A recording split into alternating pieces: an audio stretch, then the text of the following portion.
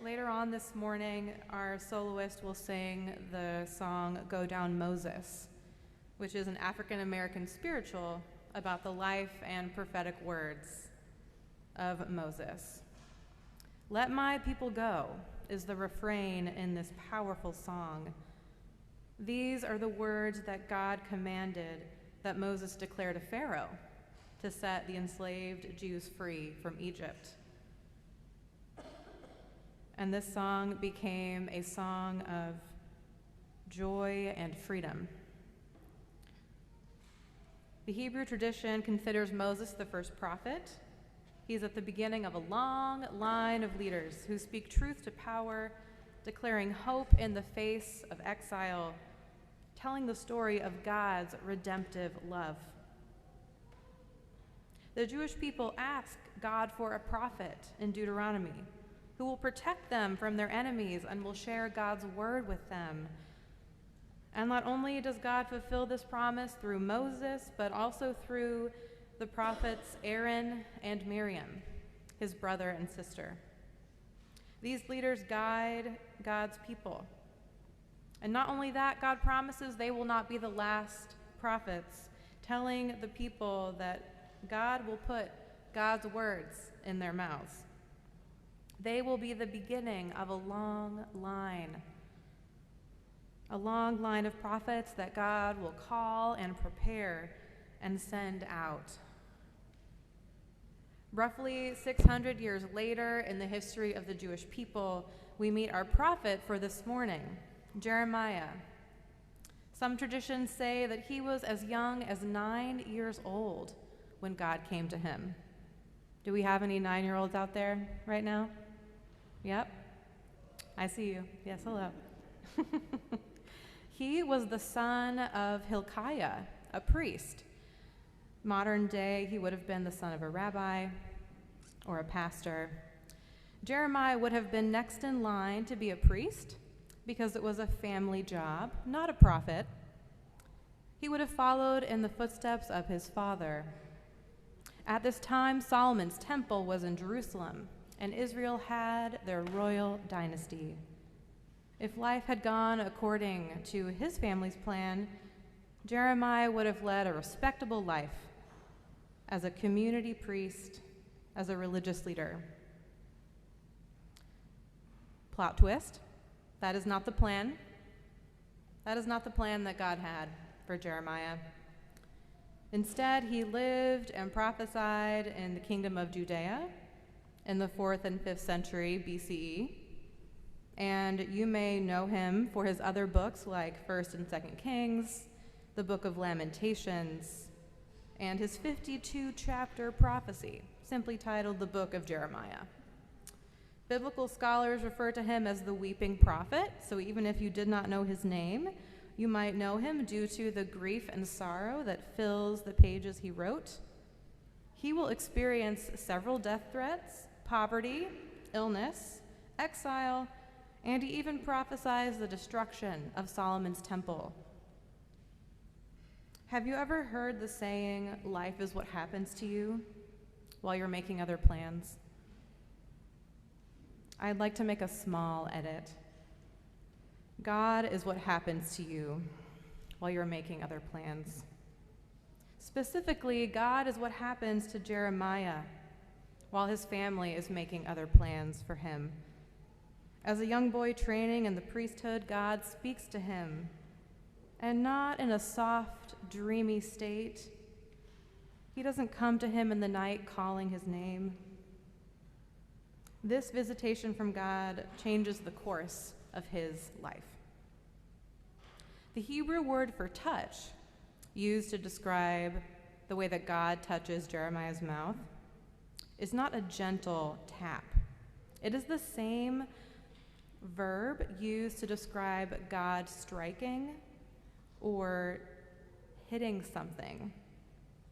The act of God reaching out God's hand to make contact with Jeremiah, touching him on the lips, is a sign that God has chosen him. But this kind of touch is more like the story of Jacob with the angel.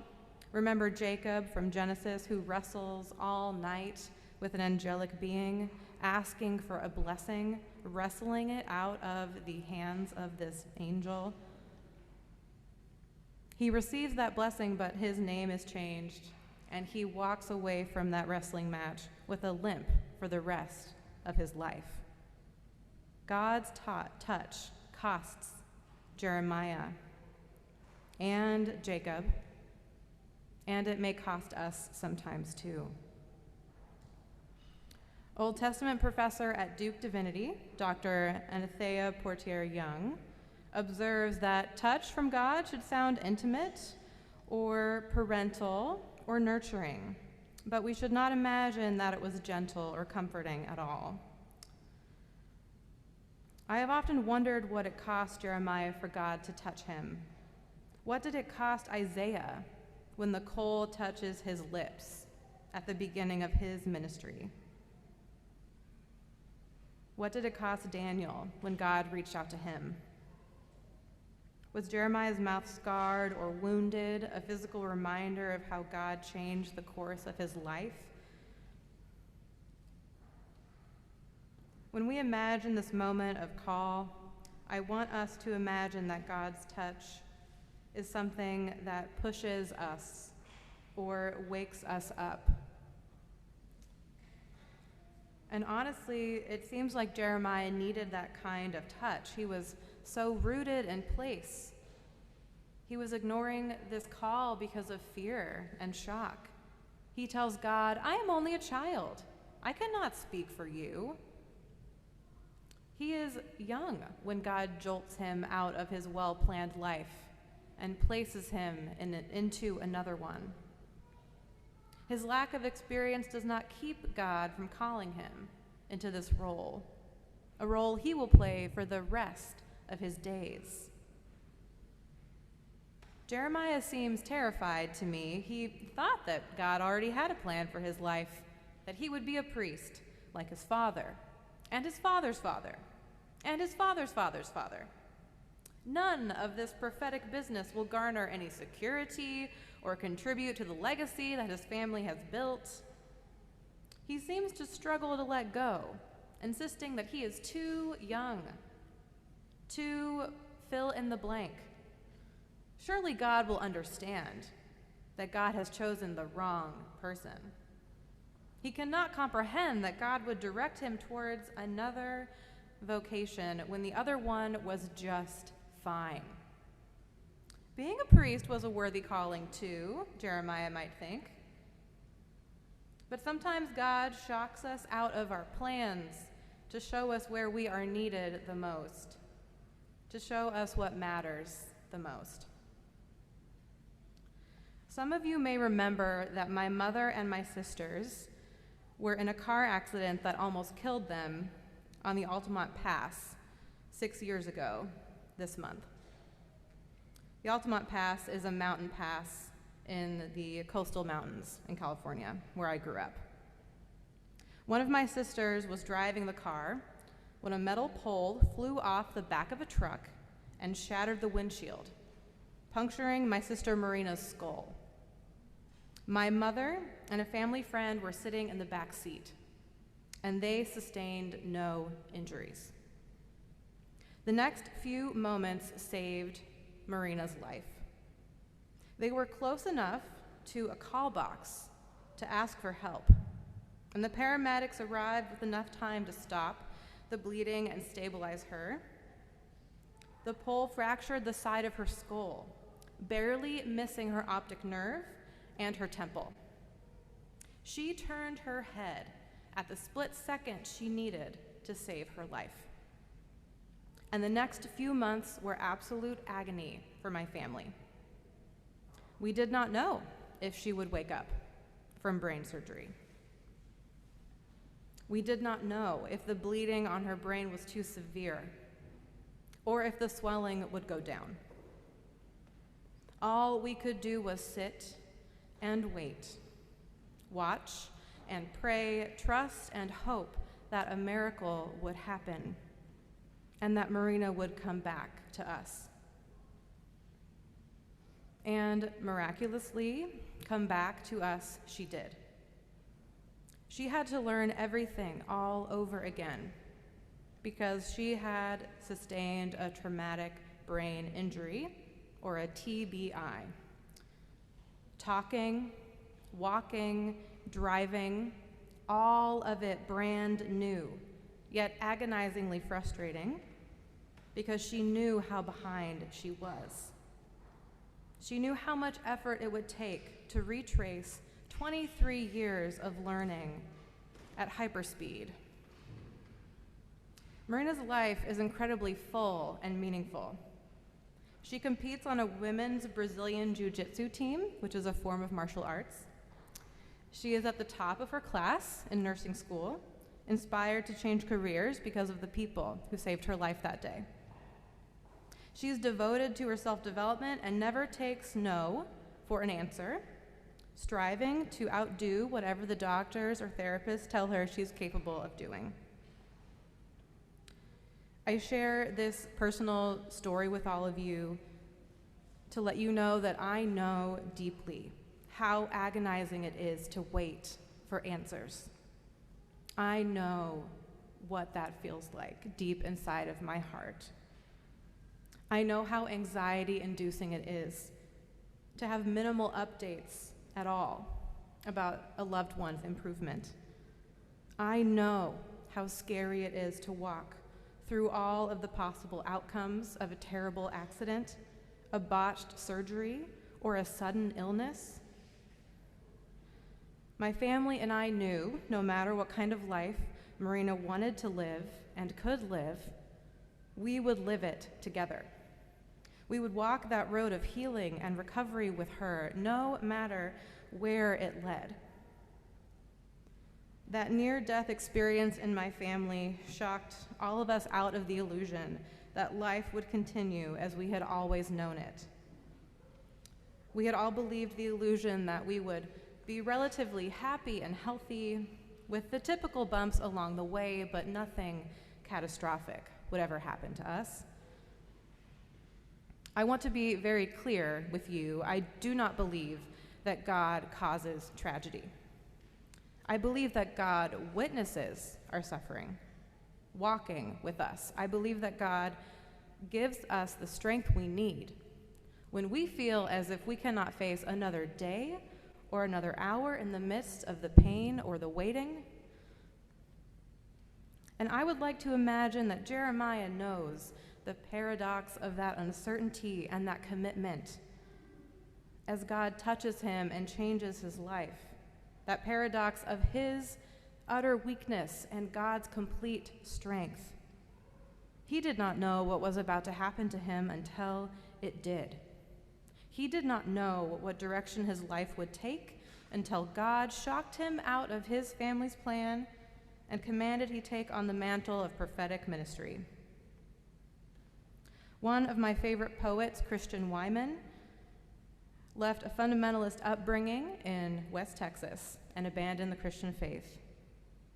In his 30s, he discovered love and rediscovered God when he was diagnosed with an aggressive cancer. He writes about his experience with cancer and meaning and faith in his memoir titled My Bright Abyss. The meanings that God calls us to in our lives are never abstract.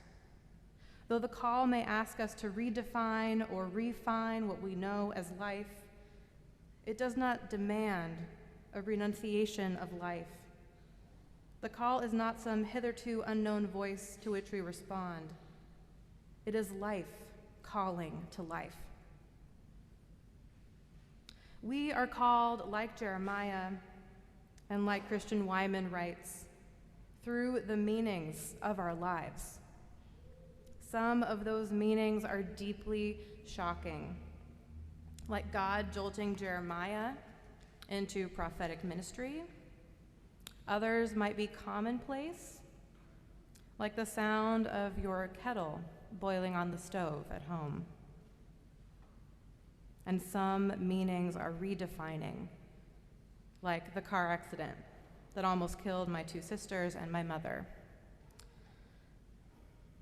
God did not ask Jeremiah to renounce his calling as a priest in order to be a prophet.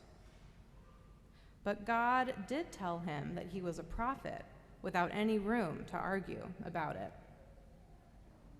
God's call on his life required him not to forget who he was, but to redefine who he thought he would be and how his life would unfold. Our congregation is 2 weeks away from the beginning of the program year. Most students in this congregation begin school tomorrow or very soon. Our 6 college-bound freshmen from Brown Memorial moved on to their university campuses all over the country. Some of you are drinking in the last days of summer on vacation, or we're planning to be away next weekend. My neighborhood last night had its 44th annual back-to-school block party. The sounds of a drumline parade filled the streets. Kids were getting back-to-school haircuts on the corner, and a cookout could be smelled up to my house.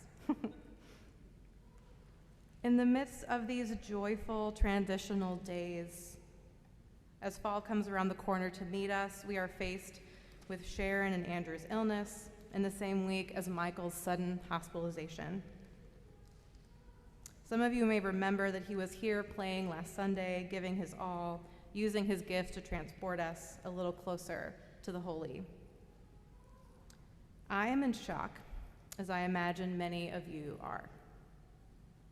How could someone so full of life and energy be hospitalized this quickly?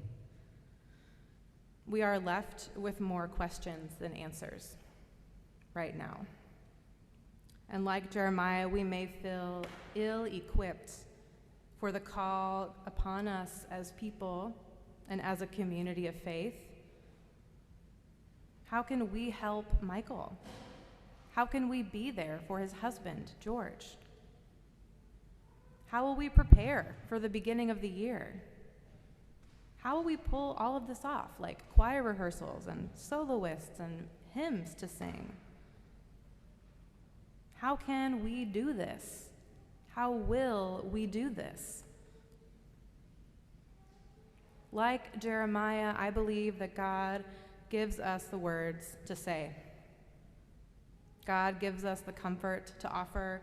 God will give us the songs to sing and the prayers to pray.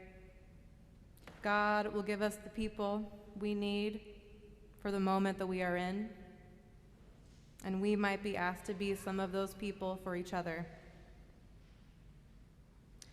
Do not say to yourself, "We cannot do this." Instead, God will send us to the people we need to be with in the moment that we need to be with them. God will command us to speak the words we are meant to speak. God sees and hears each of us. God is here with us just as much as God is here in Michael's hospital room or with Sharon and Andrew as they heal at home, or with George while he's watering his roses and taking a deep breath. None of us are alone, even in the midst of shock and uncertainty. God called Jeremiah to stand in places and hold on to hope when all others around him had given up. They had given up that a new day was possible, with impending invasions and the destruction of the temple coming. We are called, like Jeremiah was, and like Miriam before him, to see and feel the suffering around us, and we are called to proclaim God's redemptive love in the midst of that pain. No matter how ill-prepared or poorly skilled you may feel, God is the one who has made you ready for this moment. God is the one who has equipped you. God is the one filling your cup when you feel empty. I'd like to think that God gave Jeremiah a heavenly mouthful that day to share with the world. What will you do with your heavenly mouthful today? What will you do with the call upon you in this time and place?